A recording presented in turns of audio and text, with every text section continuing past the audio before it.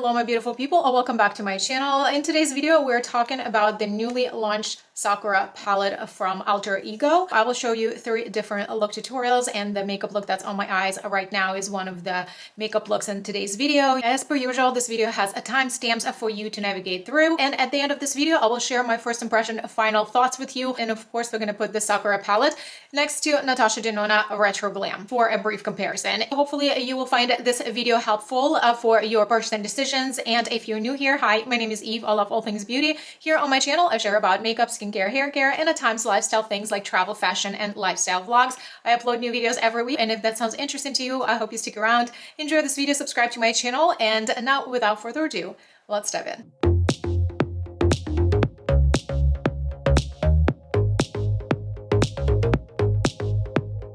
The new Sakura palette was just recently launched. This was sent to me in PR from Alter Ego. It does retail for $20. It's already available on Alter Ego website. This packaging design is so beautiful, and of course it reflects the color story of the palette. This is a cardboard packaging, and it does have a really nice size mirror, which is also good quality. In the back of the palette there is a diagram and some more information on the palette. The outside packaging looks identical to the palette itself. On the outside box you get a little bit more information on the ingredients. This is a 15 pen eyeshadow palette. This is a beautiful cool tone color story, very pastel leaning, and you can definitely see the resemblance with Natasha Denona Retro Glam palette. And if you decide to shop for this palette, I do have an affiliated code with Alter Ego. I will pop it here on the screen for you, and it's always linked for you in the description box for your reference, and also in the header of my Instagram. And of course, if you decide to shop through my links, thank you so much for supporting me and my channel.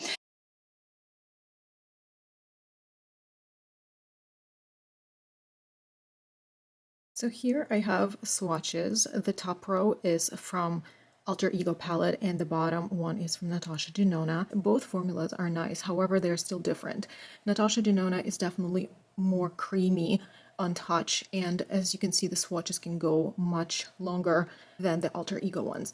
But as far as the undertones and shades, if you ask me, I think they're spot on matches. Now let's compare the teals. Again, Alter Ego is on top and Natasha Denona is on the bottom row. And as you can see, the shades and undertones are spot on matches. I do not see or barely see any difference. When it comes to the cream to powder formulations, I definitely prefer Natasha Denona's. You can even see it on the swatch here that it's a little bit more solid, and it was 2 swatch applications versus the one from Alter Ego. It's a little bit more sheer, and I did apply that swatch 3 times to get that opacity. So definitely a difference there in formulations, but color wise and undertone wise there's very slight difference. And as far as the rest of them, I think they're pretty comparable. Last comparison right here with all the rosy tones. With this specific comparison, I definitely prefer the Natasha Denona formula. They seem to be less powdery, a little bit more creamy, but the colors look identical. All right guys, let's begin with the first look, and I'll tell you that I already dug my fingers into this palette. It was delivered to me last night. So for this first look I want to use this side of the palette. So I'm going to begin with this shade. It's called Spring, and I'm going to use Alter Ego number 5 blending brush. I've already mentioned, guys, that I really like these brushes and I use them all the time. So this is a pretty light shade, but it still shows up, as you can see. I did not expect this color to show up that much, to be honest with you, but I'm glad it is what it is. So I'm switching to Alter Ego number 7 flat blending brush, and I'm going into this next shade called Petal, Dusty Rose, but a little bit deeper, like more of a mid-tone. And I want to build up this crease arch a little bit. Then I'm switching my brush and I am going into this shade right here. This is a shimmer shade, but this is again the darkest in the palette, and this on this side of the palette. It's called Plum. You can see how much texture I get on the brush. So I'm going to start stamping it into my outer corner right here.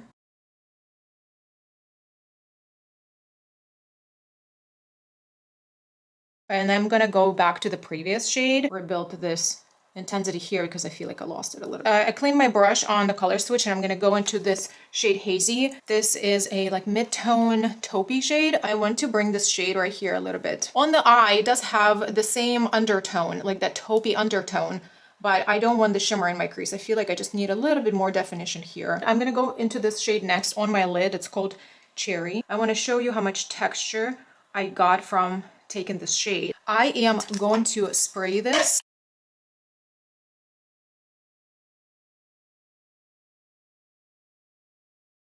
This shade is a very beautiful color, but it also, as you can see, has silver glitter specks in the mix, so it's quite reflective. Then I'm going to go into this shade right here. It's called Prime, inner corner shade, and I'm gonna press this right here. It's beautiful, reflective, and then it packs really nicely. It's also very textury. However, I really like how it packs a punch. So I'm gonna leave it at that, but I would like to intensify my outer corner a little bit. I'm gonna go back to this brush and I'm gonna go into this shade. Exactly the same texture, quite a lot of kickback, and then also, once again, picks up quite a lot on the brush. So I have to spray it. This shade has a little bit more of a satin and a little bit more silvery kick to it. I want to show you both of these shades that I used. There's a slight difference. This is the one that I'm using right now, and this is the first one that I used. This one is a little bit more gray silvery. This one is a little bit more taupey. They seem to have the same reflect and the same finish to them. So I feel like this last shade, Lush, showed up on me a little bit more vibrant in a way. Before I remove the patch, I wanted you guys to see that there is quite a bit of fallout, and not so much on the simple mattes, but definitely on the shimmers. For my lower lash line, I'm going to combine this shade. I think I might go into this taupe. Maybe I'll use this shade. This will give me a little bit more definition. Look. Okay guys, this is a finished look. I used my Estee Lauder mascara. This is what I'm currently using, and I put this Tattoo Studio pencil from Maybelline in the shade Sparkling Silver into my waterline. I also used this 20-hour Ultra Precision gel eye pencil from Catrice in the shade Warm Green. It's much skinnier than the rest of the gel liners that I have. Very nice, soft formula also. I use this for an eyeliner on my upper lid. I definitely feel like this look came out considerably light, so I definitely needed a little bit more of drama into this.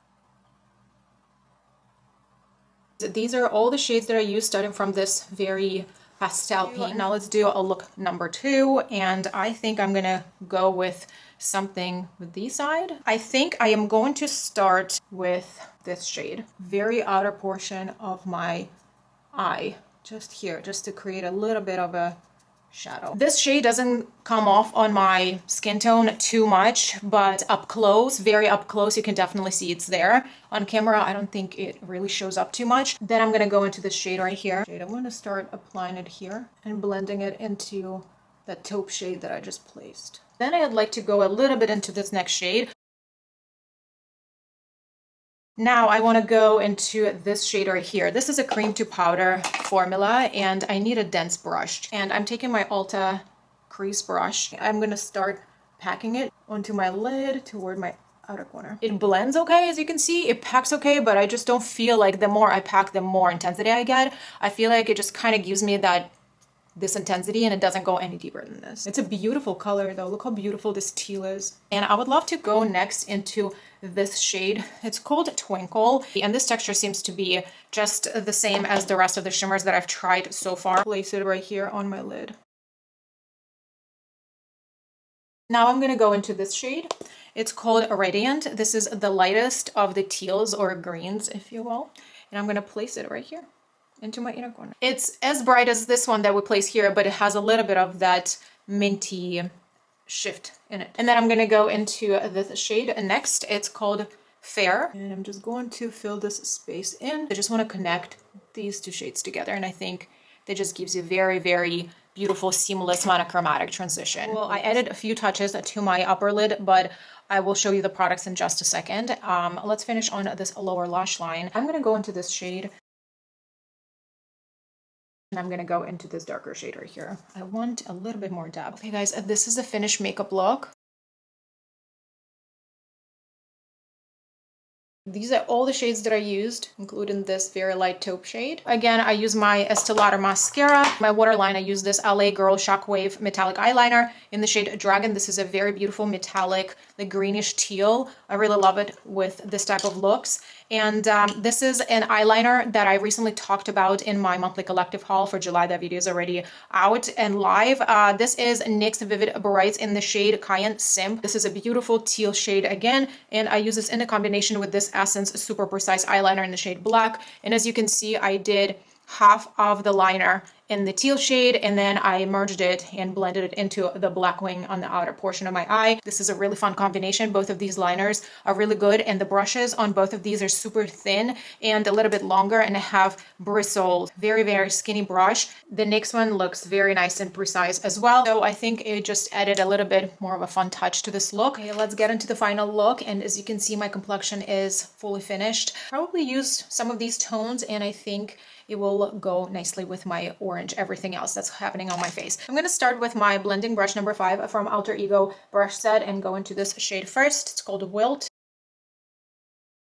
I'm gonna go into brush number 7 next from Alter Ego and go into this shade next. I'm going to switch the brush, but I'm going to go with the same shade on my lower lash line. I'm going to go into my very dense smudger brush from Ulta Beauty, and I'm going to go into this cream to powder shade, pack it here on my lower lash line. I want to build up this outer corner a little bit more. I didn't get much out of it, but that's fine. So I do want to go into this shade next and see if I can build up the outer corner.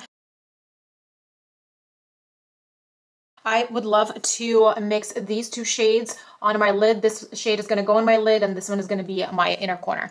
And I'm just going to press into my lid. This is such a beautiful shade. And it's not a glittery shade. It's very nice, reflective, but very, very smooth shade. It seems a little bit lighter, though, on the eye than it does look in the pan. I'm going to go into this shade into my inner corner. Again, this is a number 11 brush from Alter Ego set. This is the finished look. I added my Estee Lauder mascara, and I also added this silver gel liner into my waterline to finish off the look. These are all the shades that I used for this look.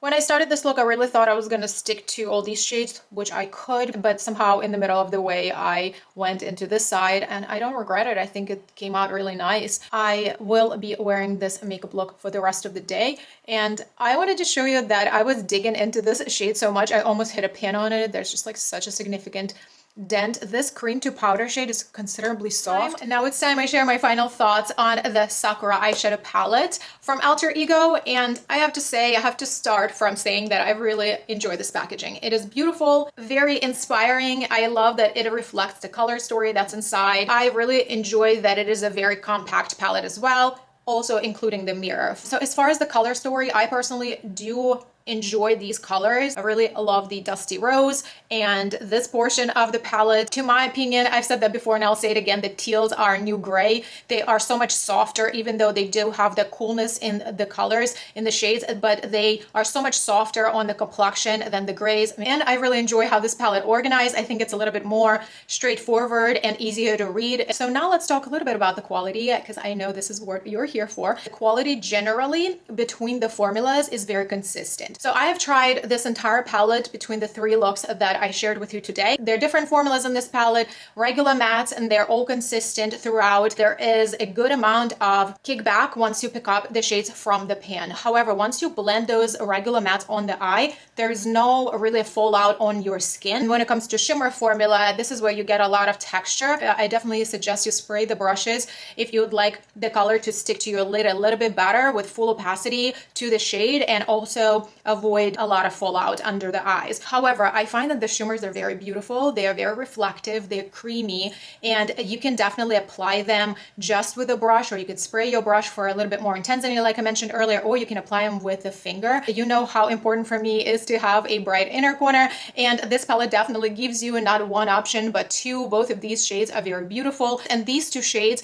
they do have silver particles to them, so they're kind of like a multi-dimensional a little bit, and they seem to have a little bit more texture. And then there's also this interesting cream to powder formula. You can apply this with a finger. However, I would suggest smaller and denser brush. And I don't really have a lot of difficulty working with this, but I'll tell you that it does look deeper in the pan than it translated on my skin. My general thoughts is that the quality is nice. I love that it's consistent. It was considerably easy to work with. To my opinion, this formula is good, but it's slightly bit different from the one that Coastal has. I think there's more kickback on the mattes in this palette than in the Coastal, and the shimmers are different. They're more textured. But that being said, I also wanted to note here that this palette let's say, meant to dupe Natasha Denona Retro Glam palette. And if we're talking about that, so they would probably try to match the consistency of the formulation to the Natasha Denona formulation. And I will tell you that this palette has a little bit more of textured